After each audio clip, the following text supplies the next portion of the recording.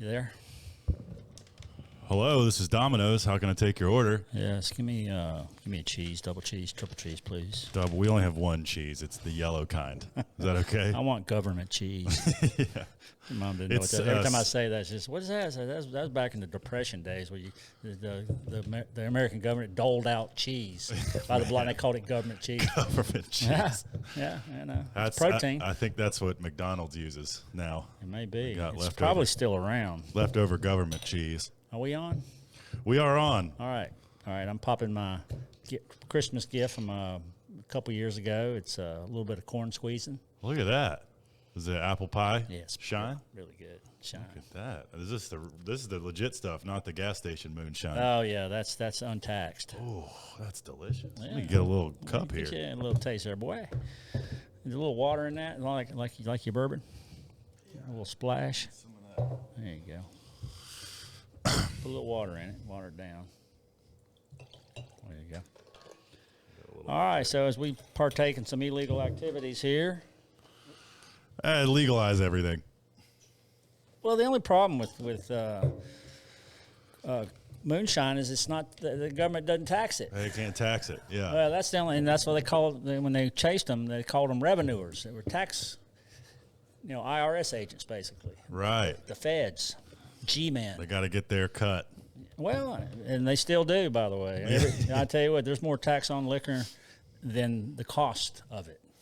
Well, here, let's play the intro and we'll get into it. Here we go. Here we go. Black Dog Salvage Podcast, Season 1, Episode 7, Smith Mountain Lake.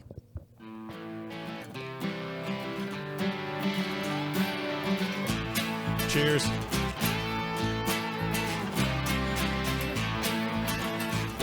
That's dangerous. It's good. Yeah, you don't want it. It'll get you. Well, I added a lot of water, I think, so it's like apple juice.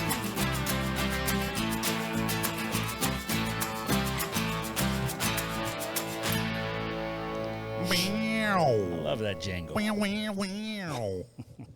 Welcome back, everyone. Who are you?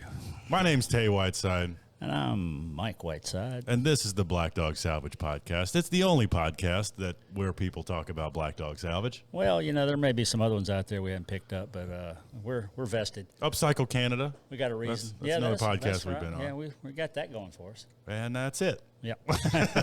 Thanks, guys. Yeah. Well, if you can't talk about yourself, everybody else will. Well, it is December 1st here in Roanoke, Virginia. Right, we got through the phase 1 of the holidays. Thanksgiving thing. We did. Yeah. We had a good one. Did everybody have a good Thanksgiving? I hope so. I appreciate everyone that listened and watched that episode. I was still sick, so I had lovely sniffles and congested voice tone for that one. We were on the back porch of the hacienda. We were. We were at your house. Yeah. In an undisclosed private location. Yeah.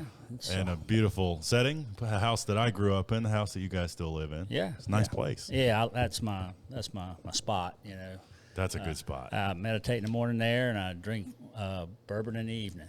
That's meditating too. In its own way. But it's it's a good spot that it feels good. It's got good chi. That's good. Chi? Yeah, chi. It's not government chi. Not government chi. Chi don't have any government don't have any chi. No, not good chi. Well, let's get into the comments here from last week's video. I don't know who this guy is, but his YouTube account is Goofy Builder. He said, "Good to see you guys. It was great working with you in season 11, episode 6. You guys were pushing for a 2-episode show on that, and it ended up as 1. Well, 3/4 of a show. Barstool add to show.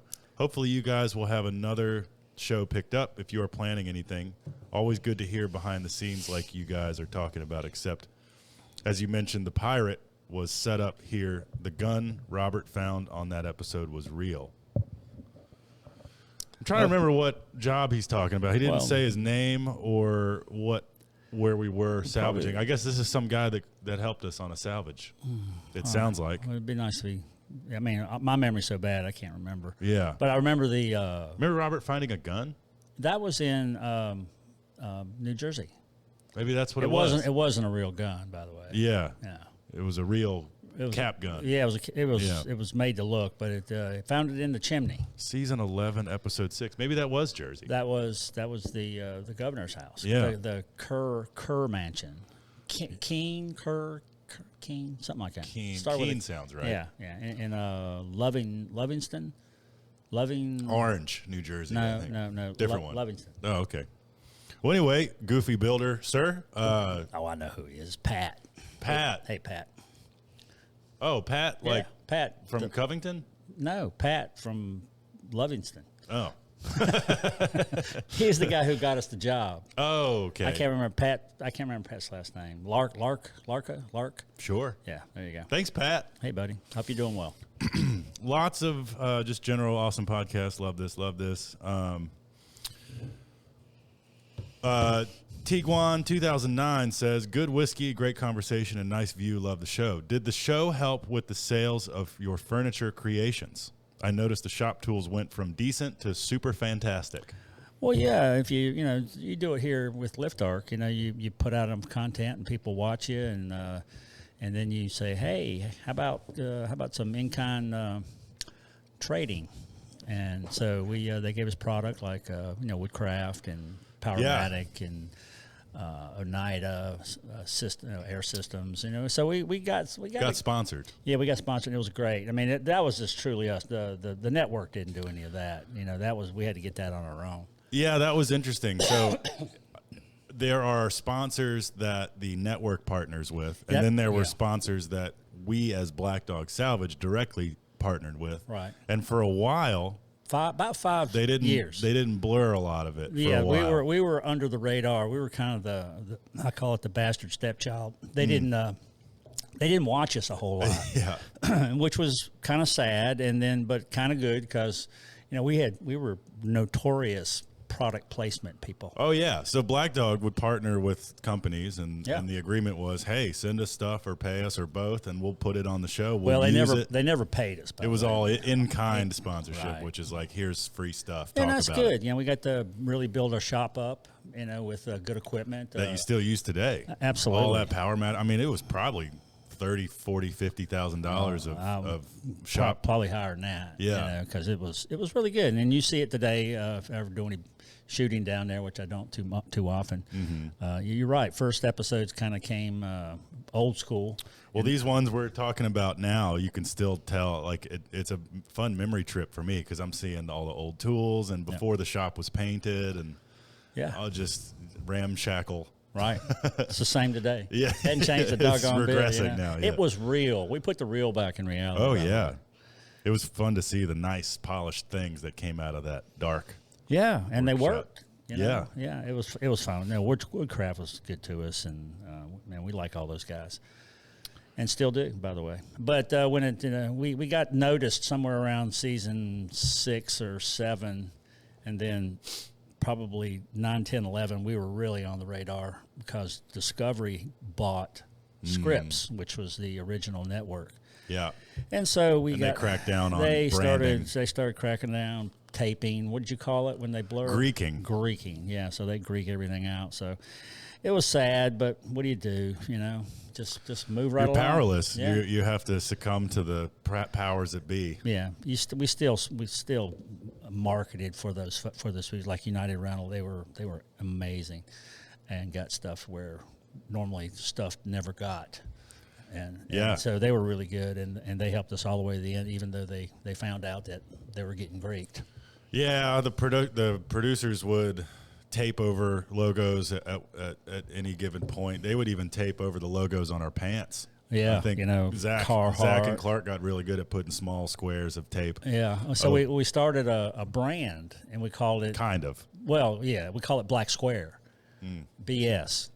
By the way, right? Yeah. There's two jokes. Whatever entendre you want to go with it, but it was because the Carhartt logo is square, and then once they put tape over it, it was just a little black square. Little black square, yeah. And we did that on the back of our T-shirts, and we painted them. But I don't know if anybody's ever worn a painted T-shirt in the sun.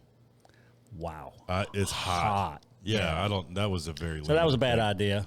Yeah, it's like wearing a trash bag. Yeah, and then there at the end they started to blur. They wouldn't let us wear but one logo, and because me, I'll have a hat, a shirt, a coat with all logos on it. Yeah, coffee cup. Yeah, and we were logoed up, and so they started restricting. Anyway, that was the beginning of the end. It really kind of was. You know, it's like, man, come on, guys, we've been doing this for 8 years for you. But to answer their other question, the sales, I think probably as a whole definitely went up because of the show. Absolutely. The conversion rate wasn't exactly a 1-to-1. You know, people still come in today and say, hey, you got that couch you built out of this? I said, well, that's been 6 years ago. Right. And no. Well, even when the show was actively airing, by the time it hit the air, we had filmed and built those things probably a year prior. Yeah, thereabouts. Depends on. It was 6 months by the time we started a season to the time we finished. And then they wouldn't early on. They wouldn't run the first episode until after the whole season was finished. Yeah. But then, as we were going through, they would start episodes probably 3/4 of the way through of airing them in the public. Yeah, it got the turnaround time started. Yeah, so we had to hustle. We couldn't slow down because there was a clock ticking. We had to provide content because once we're done with it, then the work starts. The editors and producers have to, sound ladies and gals have to do their thing. They got to polish a turd. Well, yeah, it made us look good. By the way. Anything else? That's pretty much it. Okay. Richard Stallard says, try some Virginia bourbon and do a review of it.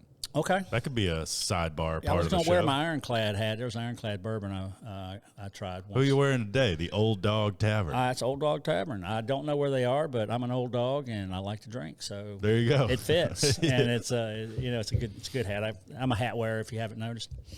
Yeah, they were. I guess they. There's an ongoing. They sent both one to Robert and I think I'm the only one. You embody it better. I wear it. Yeah. You're a hat guy. I own it. Robert's not really a hat guy unless it's his own brand. I've only ever seen him wear Virginia Tech hats and Black Dog hats. Right. But if you ever see Robert wearing a hat on the show, it's typically a yellow hat. Yeah, his yellow Black Dog hat. Yeah, and that thing is iconic. I think it's gone to the Smithsonian now as a architrave. They're preserving it in amber. Yeah, yeah. But he would freak out if he couldn't find his hat. Yeah, well, he still got it. Yep. Okay. The episode, season 1, episode 7, titled Smith Mountain Lake, opens with a wow out of the back of the Hino. The Hino. The Hino. Was that the Hino? Yeah, it was. It was, yeah. And you got some balls. Yeah. Why I didn't use the lift to let those things out? I thought that I've watched that episode twice now, and I couldn't for the life of me think of why you didn't use the lift. I didn't think it was going to be that heavy. First off, because we used the lift to put it in. Yeah. And this was a metal scrapyard up in Pulaski. It's kind of a small, kind of boutique scrapyard. Okay. It was good picking. I mean, it had been closed for a decade. The guy who owned its wife lived next door. He had passed away. And when I was out doing a little gunk holing, and that's did I explain that term once before? Maybe that's definitely on your that's alphabet. Meandering around, usually on water. You kind of work your way back through coves and creeks, and they call it gunk holing. So I was out running around and saw these balls sticking out. I like shape, and round is one of my favorites. Is a shape. They weren't square; they were round. And being a mariner, I knew what they were immediately. These were mooring balls, and everybody says, "What they are?" They usually mark where there's an anchor or a mooring mushroom. So it's a fast point on the bottom of the water that you can tie to, or probably in this thing they were probably dredging, and they would tie their chains, the maneuvering wires for the dredge, and they'd crank in on one side and release on the other, and they'd use those mooring balls to keep the wire or the chain up on the surface. So the bottom of the ball was anchored, and you would clip on to the top. You could do that. Most of the time you grabbed the eye. There was probably an eye, because you don't want to stress that ball. You could rip it apart. Right. So you'd grab underneath or something. So it's a mooring ball. And so there was two of them. I was just enamored by them. So I went and stopped and talked to them and said, hey, would you sell me your balls? And there were some other things, too, we got there that never made the show, which was pretty cool as well. But I just enjoyed it. And then of course, no, they turn heads. Oh yeah. Yeah, I mean, people walk around or come to Black Dog and say, "Whoa, now what are those?" It's just a cool shape, and you never see balls that big. So Never. You hope you don't. Yeah. But a guy bought it. I think he was a Navy officer or retired, and he lives out on the coast somewhere near Virginia Beach. And he bought one, and he used a plasma cutter and cut a scene in it. Oh, cool. And made a fire pit out of it. Oh, yes. Yeah, I've seen this type of thing. Yeah, and that's what he did with those balls. I think he only bought one, or he may have bought both. So the fire burns, and it's like a globe or something. It's a fire pit with a scene around it, almost cool. like a spark arrestor. But yeah, that's what happened to the balls. He probably cut the dent out, because I think when you dropped it off the back of the truck, there was a flat spot after that. You know, how do you know? You know, Yeah. it's, Just keep rolling it. You'll see it. I don't think that it. I think it let water in, so it wasn't a usable ball. Yeah, it'd been decommissioned. And this was probably when they were making a Clater Lake. Oh, yeah, you mentioned something about a dam. Yeah, and this was up near Pulaski, and it was they made the dam that dammed up Clater Lake, which is part of the New River. Mm-hmm. Is that right? I think so. Yeah, sounds good. Anyway, sounds good. So, yeah, so that was the balls. That was the pick. That was the first part. We did the picks probably for 4 or 5 seasons, maybe 6. Well, that was more of a wow, because they didn't go with you to see the pick. That's right. It was the wow. Yeah, wow. And then next, I thought it was interesting. We go to the round table, which again is when we're sitting around the table talking about what we've already done. But in the episode, it's what we're quote unquote about to do. And I noticed that we were sitting around the coffee table that you built out of that millstone surround. Oh yeah, yeah. The build that was sort of taken away from you when what's his name appraised the Ben Hassett. Yeah. Yeah. So anyway, fun little Easter egg. But I got it back. It sold for a good price. Nice. It was a nice coffee table. Yeah. And we were also, so that area that we did the round tables in this episode and many others was right. If you walk in Black Dog, there's the main counter, and it was off to the left. Right. And you may still have it, but there was a wood stove that was there. Still there. Forever. And it was really nice in the winter. We'd always keep it going. That was like the front counter duties. Yeah, first thing you do in the morning is fire up the stove. Yeah. It's old world, man. And there's a scene where you're talking and you warm your hands. We didn't have any good heat back then, you know. And we didn't get heat in the building until probably 3 years ago. I mean, real heat, you know. Yeah. One that you could forced air. One that you could depend on. Yeah. But anyway, we're talking about the job, and so there's a lot that we introduced for this episode. First off, the salvage is going to be an 1845 cabin out by Smith Mountain Lake. And it's stressed that it has to be a one-day job. I think it was. Well, it was in real life. It was. It was in real life. There you go. Because we just came in and kind of did our part. And Bill St. Pierre, which is and we talked about Bill before. I think Bill's great. He's if you look at the intro to all of our episodes, early episodes, I think even to the end, you see somebody ripping the side off of a building with a track hoe. Yeah. And that was the Izzard Ranch or Izzard House. And he would pick up a toilet with the bucket, not break it, and move it. And so that was Bill St. Pierre, and he became a wood guy, and still is a wood guy. Yeah, St. Pierre Woodworking in Floyd. Yeah, Czech probably between Roanoke and Floyd. And it's but anyway, Bill came in. He was going to get the wood, and that was part of our deal. We did a salvage fee with I guess it was the country club or the yacht club there. And he was going to finish. But this had some cool pieces in it. You know, this just the stuff we got out, wood and honey. You know, the bees were so funny, you know. That was a running joke. So, we dive right in. We're salvaging flooring, paneling, ceiling paneling. Right. All heart pine, but the cabin itself was made of oak, which you pointed out because you could look at the end grain. Yeah. And you're immediately thinking about what you want to build with this paneling, by the way. Well, that's what I do. You know, I try to see the end product besides green. Well, it's cool. I think what happened in this episode is really rare because you found the stuff for a build, and then in the same episode they included you building the thing that you talked about. So it's a real cool full circle. We couldn't do that all the time because we did builds, just the whenever timing we of could, it and you just couldn't do it. Sometimes we did the build before we did the harvest. You know, so it was a little ass backwards, but. Yeah, that was the bees were kind of the cool, you know, the cliffhanger. You know, oh my gosh, and then bzz, you know, the bees were there. And well, yeah, for those that don't remember the episode, I was pulling off some wall paneling, right, and discovered, you know, vertical joists or vertical studs, similar to modern construction. And in between the studs I started at the ceiling and working down top of the wall down. And you start to see this honeycomb. It was vacant at first at the top sections, and then as I kept going, like, oh, there's honey in the honeycomb, and you take one more down, and then there's bee. The whole wall was full of honeybees, probably 5 foot, 4 feet wide, and 10-foot tall section of wall. So what do you do with honeybees, especially when it's cold? It was winter. They were chilling. So Hatcher Ferguson, who got us this job, knew someone, and he called him up. He was a beekeeper in the area, and they came over with their gear and a little smoker. This guy was awesome. A little vacuum. Yeah, and I see him every Christmas. He brings me a honey.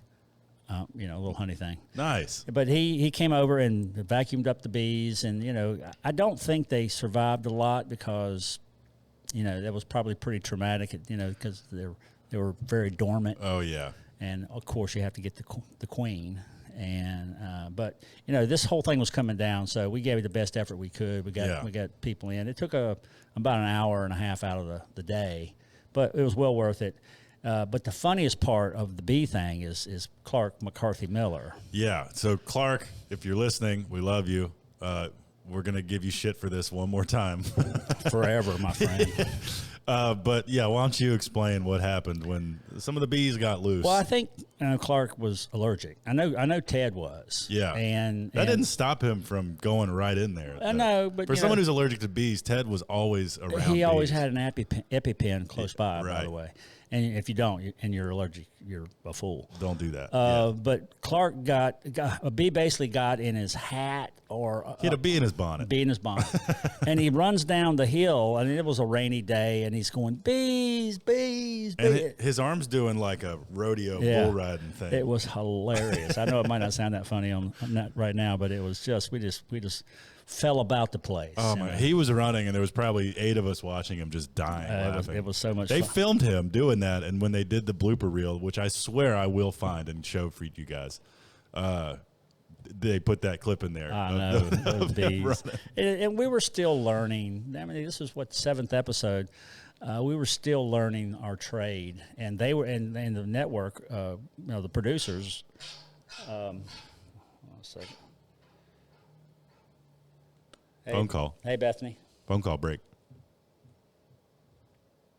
I'll play some music for the phone call. Phone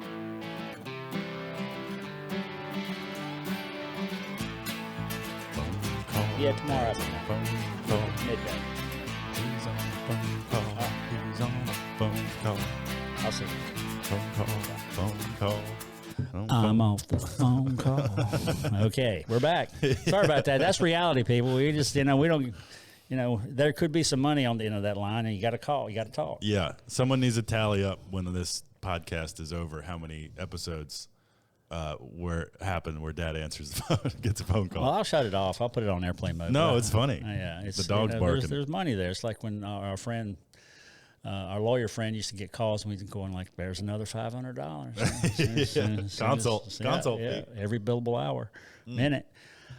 Anyway, the bees. That was funny. That provided. It was an inside joke forever. Still is. We did a lot more work on another part of the property that we never showed because they filmed. We're still learning our trade, by the way. So we were gathering so much more. In this episode, we had a wow, a build, a salvage, a delivery, and a pick, and a pick. Yeah, and it was just. I mean, it got busy. I said, that's 3 episodes in most of the times we did. But it's amazing they crammed all this into 21 minutes. Yeah, but they did a good job. Yeah, but the cabin was great. Pretty meat and potatoes deal. And that's up at Smith Mountain Lake. That's a dammed lake up here. Southeast of Roanoke. In Bedford in Franklin County. And it's it was dammed in the early 60s, I think. Sounds right. And now it's full pond, obviously, and it's a great spot. It's where we have the Skippy, which was Robert and I's boat. I think the Skippy was in an episode Couple, coming up. yeah. It's called the Damn Skippy. The Damn Skippy. Yeah, y'all can Google that. Yeah, it means heck yeah. Yeah. What else we got? Well, also during that job, you and Ted found a bottle of whiskey at the ceiling. Yeah, we were pulling the planks off, and Ted saw it and cracked the lid on it and to Which smell is it. like, you never open old refrigerators. Never. And you never crack open. At least this feels like would be my personal rule. Never crack open an old bottle. Just assume it doesn't that has smell liquid good, in it. unless you just. I mean, this evidently was bad. I think he hurled a little bit. They didn't show, but he definitely was doing some dry heaving. Some hacking, yeah. I don't know what it was, but he says, "Here, you take it," and I said, "No way." His face was priceless. Yeah. And he didn't do the science class waft either. He went straight nostril. He took a hit. Yeah. Yeah, he didn't take a hit. And He took a whiff. It's like he ate 5 lemons. His face just It was a good one. Again, it was a real short day. fun to watch. It was a long day, but it was this part of the salvage was very short. Yeah. So what happened after that? Well, on that commercial break, a little piece of trivia. The oldest surviving log cabin in the U.S. was built in 1638. And by Swedish and Finnish settlers, they built the C.A. Northonagle log house in New Jersey. C.A. C.A. Nothnagle. Northonagle. Huh. Northonagle. Yeah, I'm gonna have to Google that on my Swedish dictionary. Yeah, so I don't know who put the little lower third trivia things that pop up on the commercial breaks, but that was this one. I thought it was interesting. 1638. Yeah, we were Oldest log cabin in the U.S. We were still pretty young as a country. And that's when I stopped taking notes. So, okay. Why don't you pick up? What happened next? Another thing that we had 2 other things happen on this particular episode. One was a salvage, and if you remember in the round table, we talked that Ted and I were going to go to New York City and deliver some fire doors from the mill to someone. Yeah. A guy named where is it? Frank Massino. Hello, Frank. And his son.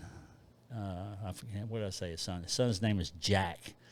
And Hello, Jack. And so these doors, we finished them for him, cleaned them up, clear coat them, put the rails back together, and we said, here's the dimensions of these doors. Yes. And if you're on a 6th floor walk up, you're screwed. Right. He says, we got an elevator. I said, give me the dimensions, and I said, this is going to be tight, and I thought we had an inch. So we were freaking out a little bit. Yeah. Because I was a little stronger back then, but I didn't want to hump them up the stairs. Up 6 floors, if we could even get them up there. Good God. Yeah. Yeah. So it was going to And these are those metal-clad, solid core fire doors that we got out of the Mayodan mill. Yeah, the Washington mill. Yeah, that was, it was scary. But, hey. But that was the whole piece of the episode was you and the panic that you and Ted had. Right. And you clocked it diagonally and slid it in? And it was maybe had an inch. Yeah. I mean, that was a mile up there. And we could haul them up on an elevator, which just made our life great. And again, I was driving a 28-foot box truck, the old Isuzu, downtown Manhattan, down on I think it was in the financial district. Yeah, what was that like? It was, me, I don't care. You big boat rule. You'll I'll give respect, but I'm gonna take my piece of the road. Yeah. And I did, and people drive like they drive up there, and so I'm good at that. Some people freak out. I just immerse myself in it and become one. Yes. And whatever that is, you could be an asshole or you could be, so I can do that. And then I had to park it. I mean, it was a shoehorn fit. Mm-hmm. If you know what a shoehorn is anymore, it's what you use to put a tight shoe on. All right? I always forget that shoehorns exist. Yeah. I could really use one. Well, I got big feet. Christmas is coming up. I'll get you one. That's what I've always wanted. You get one on a long stick so you don't have to bend over. Yeah, real long shoe. You all had a real long shoehorn. Right. So you cram this truck into a parking We got it in space. there, you know. Of course, I don't have a union card, and so it's, you know, you got to watch yourself out there because, you know, anybody's doing any kind of work in Manhattan that has to do with trucks, and you're going to be dealing with some Teamsters. Right. But we didn't have any problem. Got it up and installed. And we don't do installs either. That's one of the things we try to stay away from. We'll build it for you, but you're going to have to find somebody else to put it in. I kind of employ the same method. It's always where you get screwed. It's where you lose your money. Yeah. You know. But we did this one because it made good TV, and this was a great little loft. And it was an old cotton mill. Perfect. Yeah, and that was, you know, it was kind of fun that it was serendipity that it came from a cotton mill, and it went back to an old cotton mill. And that's the story that I'm sure the customer loved. Yeah. And maybe persuaded the deal. Who knows? Yeah, it's probably still there. Who knows? You know, that those apartments turn over, but he was a real nice guy, and, you know, living in Manhattan, the Manhattan life, you know. That's an expensive And apartment. his son Jack helped me. You know, we worked together. He was about 3 foot tall. Oh, he's a little kid. Yeah. Yeah, I got you. It was funny. He was your assistant. And then you and Robert, you know, went to Radford. Yeah, we went to go salvage light fixtures and bathtubs from the Tyler house, which was a house built for James Hogue Tyler in 1892. Hogue, huh? H-O-G-E. No kidding. Yeah. I know some Hogues up that way. It's a Queen Anne brick dwelling on a wooded bluff top lot overlooking Bottomland along the New River. And it was bought by the Radford University. Mm-hmm. And they used it for seminars and parties and stuff of that nature. So 43,000 square feet that house is. No way. I think they might have added a zero. I think it was 4,300. 4,300 square Yeah. feet. I know what 43,000 looks for, and that's a warehouse. That's Black Dog over there. Yeah. That's the 44,000 square feet. Oh, and it wasn't that. It's weird that Wikipedia would have anything wrong. yeah, imagine. But we, Ted and I were there. You know, they just didn't put us on the show. Right. Because we were supposed to be in New York at the time. I remember clearly being very socially awkward on this job because up until this point, you guys did most of the talking. You know, I didn't really have my confidence yet. I didn't have a character or wasn't really good at jokes and stuff. And I remember feeling awkward. Really? Yeah. That's probably because with Robert. You work with Robert. Yeah. That can happen.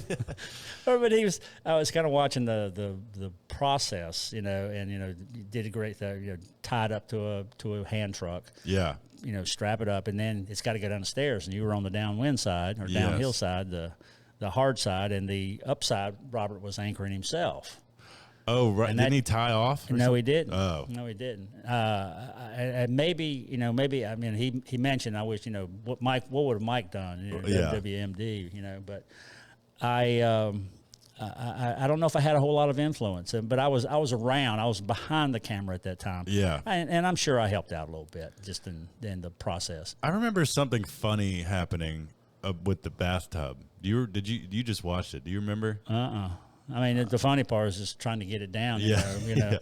And without destroying the stairs. Yeah, because normally we can just throw stuff down the stairs. We can throw it out the window, but this house was being just redone, just new light fixtures, modernized a little bit, and so we couldn't destroy it. And we had, and when that's the case, then we employ Robert's sensibilities because he protects things. And I was his nurse. You know, if you want to put it that way, you were support. He couldn't have done it without you, because if he'd have tried to put that thing down the stairs without any brakes, oh yeah, we've seen that happen. It's before. going to go out the front door. Yeah, it's gonna hurt something on the bottom, and so that was the salvage. Salvaging light fixtures is easy too. You know, lights have been installed the same way for 200 years. You know, and I think that episode was the first time that we had Typhoid Phil Paul. Yeah.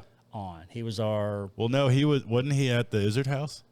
No. Oh, I don't know. Who was it that was doing the Christopher Walken impressions? Yes, I forget his name. He's here in town. Yeah. Oh, really? Yeah, he would sing in Christopher Robin's Christopher Walken's voice. You know, he was good too.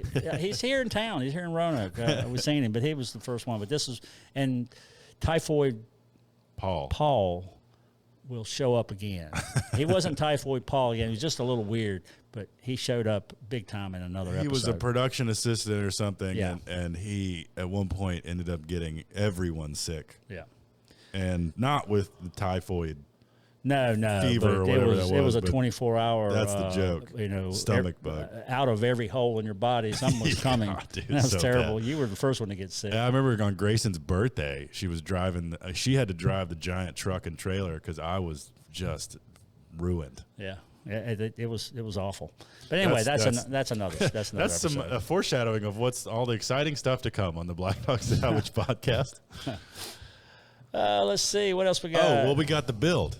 The bed. So the paneling or flooring, whatever you ended up using from the cabin, you then go back to the shop, and Grace, we had some tier poles where they were from. I don't think they were from that building. They were pine poles. Or something. They were out of a tobacco barn somewhere. Yeah, and got Grace, and she was in high school still. Yeah, at that time, long hair, makeup on the whole bit. You know, she's fashionista and she came in with some good ideas, and we worked together on it. But this was a custom pole bed, a poster bed, I guess they call it. 4-poster bed. Yeah, and it had tier poles on all sides and a lot of iron in it. Yeah, and it turned out really good. And it was slick. You guys like dadoed into the poles and made a pocket for the paneling to live in. It was, and then a piece of old world iron. And then we chiseled the panels so they fit down in there. Yeah, we had Lonnie. Lonnie showed up again. Lonnie was there. The Vermont Wonder. Yeah, he wasn't the Lumbee Indian. He was the Lonnie's. He was our own Lonnie. Yeah. Who knows where Lonnie is today? Hope he's doing well. Hope you're good. So this was a lot of stuff for one episode. It was a action-packed one. You know, from the pick to the wow. Yeah, it was awesome. It must have been where they had all these pieces, you know, on the storyboard wall, and just kind of like, well, go in here and put that one, and they did that a lot. They did, and again, the first season was the proving grounds for everything that came after. And they got the format worked out a little better, so we could be a lot more efficient. You know, and it took us a year to do the first season. Yeah, because they gave us 5 episodes at the start, and then they gave us 8 more. They gave us the whole season, and basically what that does, they green light it, so to speak, and pick it up. I think is another. They picked you up. We got picked up. Yeah. And so it took us a year to do the first season, and then after that, we were doing a season and a half per year, pretty much. You know, depending on where it fell in the. But once you sign the contract, you know, the clock's ticking. Got to go. Got to work. Yeah. You know, that was the you know, we're grown people. We knew how to do it. Was that bed you built with Grace for anyone, or was that a spec piece? That was a spec piece. Cool. Yeah, just to come up with an idea, and that spurred a couple of more builds that we did down after that. Did a few beds like that. Yeah. That was, I wonder what that terminology comes from, but like, so in the shop, a custom build was for someone. I guess they were all custom. Well, a commission. Commission, and then spec meant that you're building it. And with no buyer yet, speculation, you're just building it. I guess on speculation that it will sell. Yeah, you have to invest the money up front, right? And then when we do a custom build for someone, we usually bid it, and then we take a 50% deposit, and then the balance upon completion. Yeah, and we still do that today. Yeah, same. We get our cost money up front, and then we get our profit at the end. You hope. You hope. Yeah, sometimes the deposit hope that helps plan for if they just disappear. Well, I mean, you don't lose money. You don't make money, but you don't lose any. So that's the whole purpose behind that. I mean, everybody that does custom stuff does the same thing, but at least you should. Yeah. Yeah, you should. I think that's it. That was kind of the episode. I'm trying to think of other like behind the scenes. Like at this point, I don't remember really anything about like where we stayed or where we ate. There's just no way to remember any of that. The salvage was a one day. All the stuff in this episode was like a there and back in one day type of thing. And I think when we were doing the install in Manhattan, we were up in probably New Jersey, Edison, when we were doing the Edison house.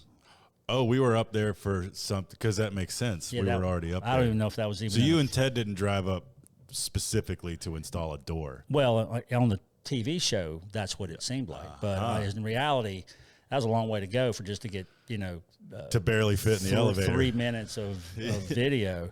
Right. So I remember, we went up, stayed in somewhere in New Jersey, drove in, went to a really nice restaurant. I couldn't remember what it was. Nice. Met Clark's sister. Oh, cool. Had a great meal. Probably cost $500-600. Oh yeah. Light eating in New York. Yeah, that's the appetizers in Manhattan, the financial district. Yeah, it was a good one. I mean, again, it's the clock on how things are done and when they're done and how they're put together. I mean, if you see us sweating in one part of the show and then you see us in coats, you know that it's probably taken 6 months to get to that point. That's what we call a continuity error. Yeah. And of course, when they did the interviews, the interviews were done in our stone house At next that door. time. Yeah. Did we ever talk about that? We did. Yeah. Okay. I don't know how deep we talked about it, but it was a Black Dog. You bought the property with the house. Yeah. And it was, I think we did talk about this, but emphasize the point that the house was essentially gutted. Right. There's no.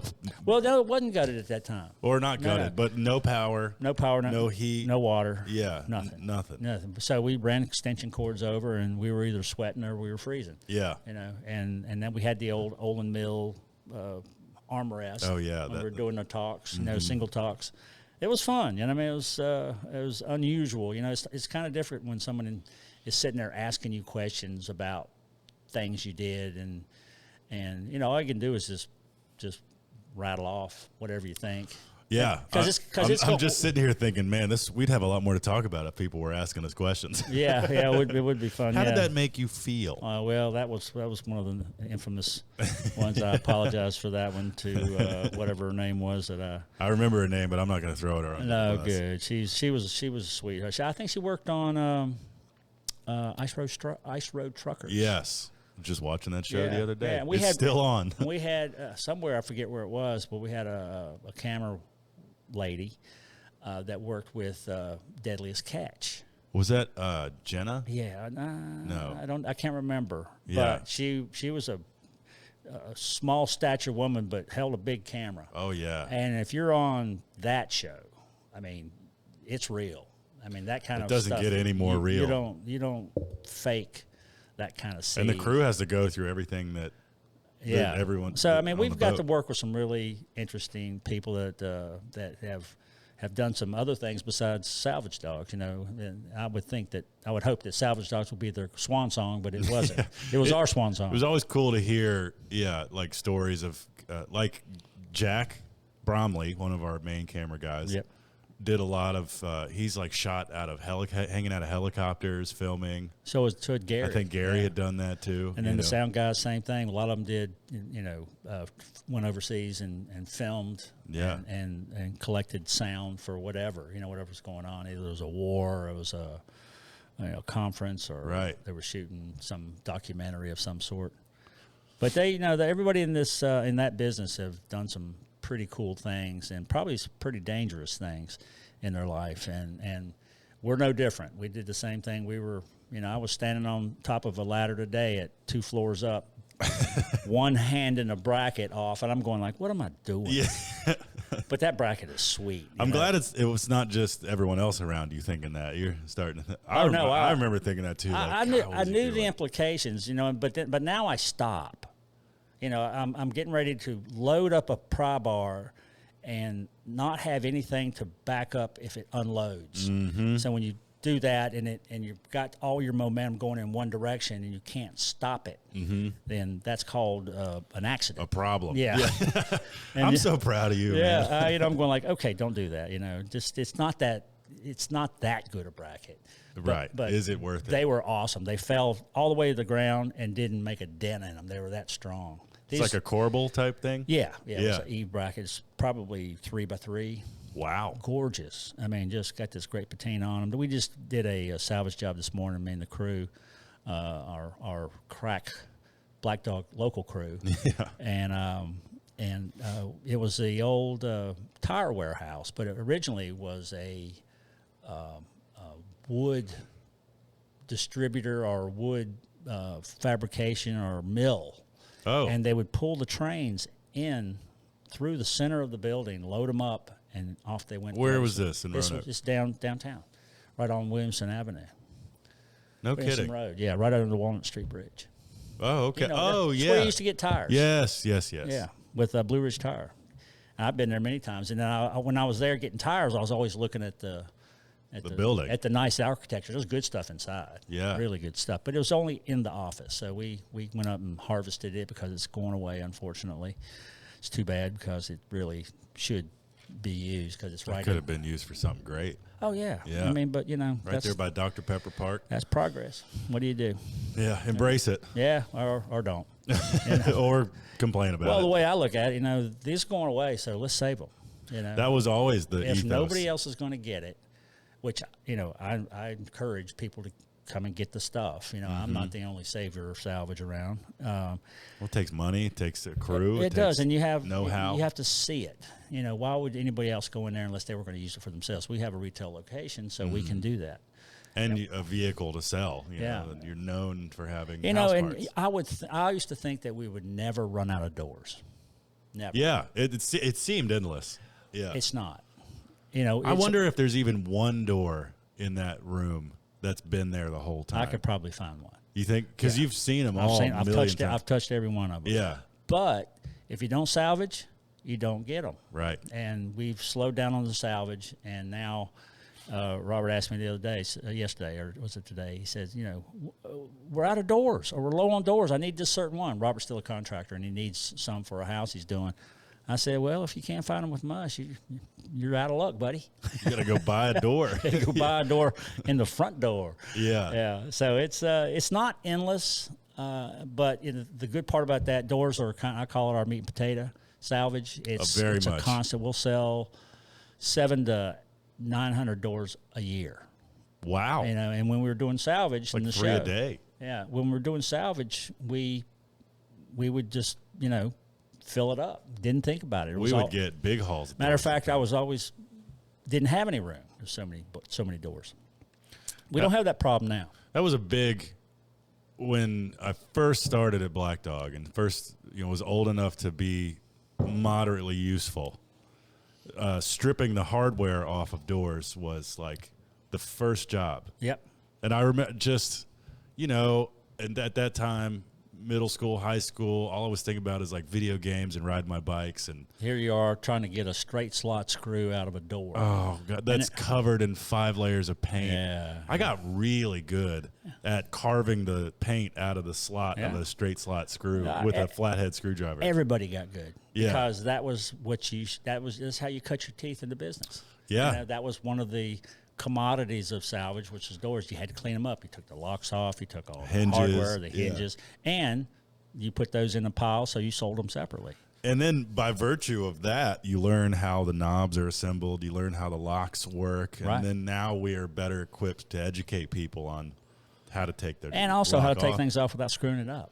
Right. You know, because an ill-placed, if it's a really nicely finished door and an ill-placed straight slot screwdriver is like putting a nail in it. Oh, You know, yeah. just scratch it, you know, and I've got a lot of Mike Whiteside marks on doors. I had to work really hard not to follow. Well, you have to get it done, you know, Right. and you're going. Well, yeah, and you're looking at a pile of like 20 doors, and you're just Yeah. like, oh my and you're God. gonna break a few eggs, make an omelet. So you know, I always have to go through a few, but after a while, it just becomes mindless, and you just do it. The Phillips head screw is just a marvel of engineering. I even think that's gone now. It's the star screw or the square Torx- square drive. Torx drive. Those are awesome. They're Straight amazing. slot screws are painful. Oh, They are I painful. mean, I see why they exist because it's easier to manufacture that. Right. And those were made in America, most likely. Yeah, You know, everything else is made overseas at the moment. but I'm glad it's over.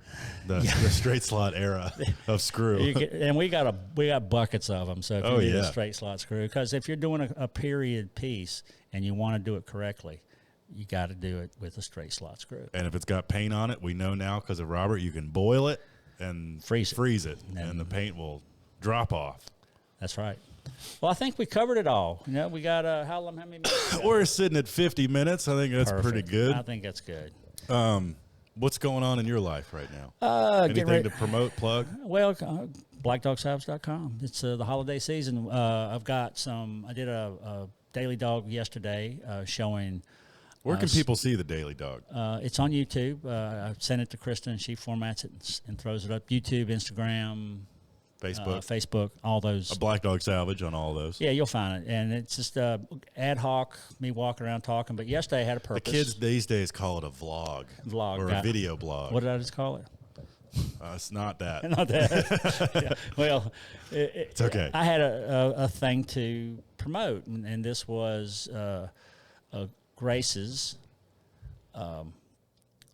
Christmas ornaments. Yeah. And hand blown. And they gave me a box of them yesterday, and I dolled them all up and put them on one of the trees that you made. Nice. And then I also made a little had a poster of Gracie blowing glass at VCU. I saw that So picture. I put that in the back, and then put your KD or knockdown trees with a G and a T. Mm-hmm. So one for Tay, one for Gracie. Aww. I know. So promote my kids. You can find Look Tay. how talented your kids are. I know. It's awesome. It's awesome. You know, it's just it's fun. It really is. And you can find Tay at liftarcstudios.com. That is correct. Buy the trees directly from Black Dog if you can, but I've sold a bunch directly as well. It doesn't matter where you get them. I don't have one in front of me They're right little 13-inch plasma cut trees that we just did a video about it. Actually, if you want to see them, go to youtube.com/liftarcstudios.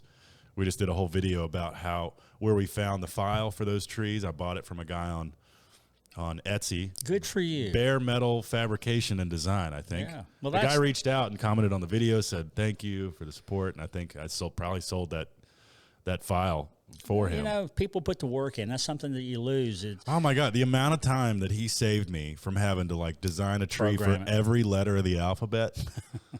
I mean, it was $15. I bought it and then imported it and fed the machine and there it was. Toolpath everything and went to town. I'll be doggone. And $15 file, $200 sheet of steel, right? An hour of labor, and they're selling for $35 a piece. They're awesome, and they're going out like hot cakes. Hey, matter of fact, I bought 4 or 5 of them to take down to the family. Thanks for the support. You're welcome. I'm heading down to Florida tomorrow, going to Jacksonville to see someone, Eco Relics.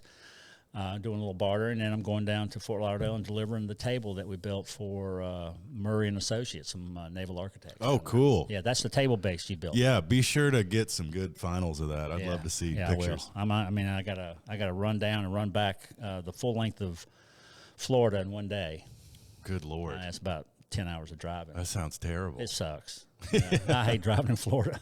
There's no topography. It's just straight. You can, that's when I really wish I had a self-driving car. Oh yeah. And just kick back. I don't want to go to sleep, but I don't want to. I need something to keep me on the road. Yeah. Physically, because bumper cars. I wander off and I'll get the droops, and then I have to pull over and get a little cat eye. Yeah. And then to find the Christmas ornaments that Grace made, you can go to stickyglass.com. Mm-hmm. And that's her website, or their website. And she's got some cool stuff. Yeah. I mean, I've got the bourbon tumblers, bubble tumblers for sale.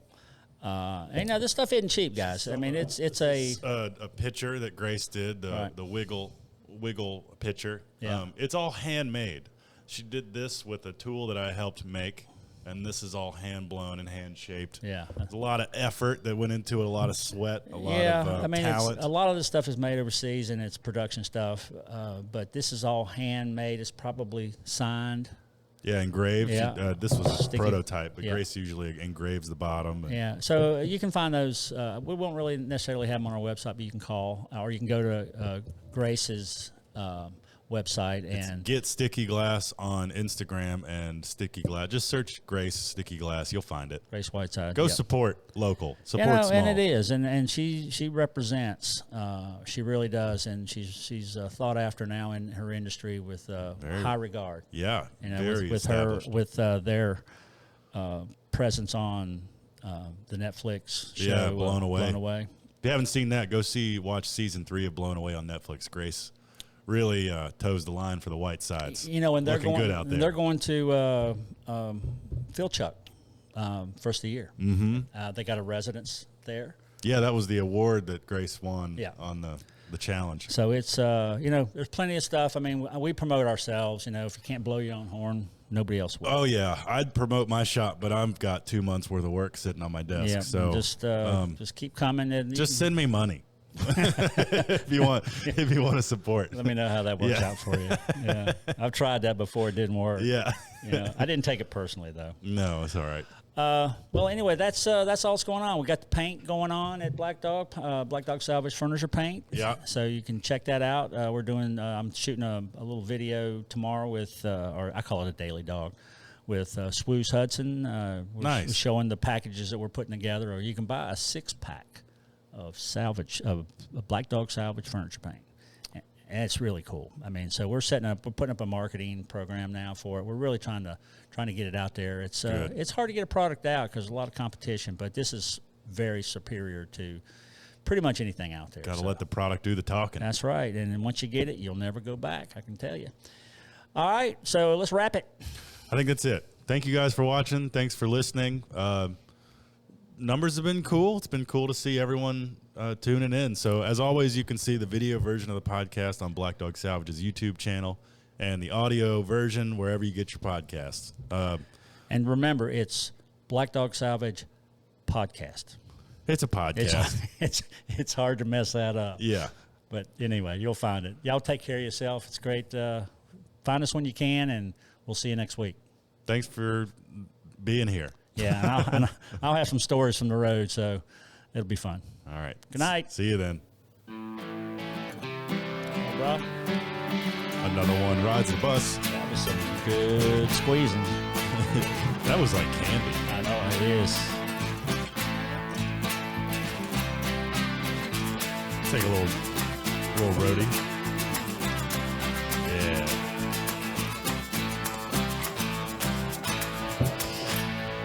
Goodbye. Goodbye.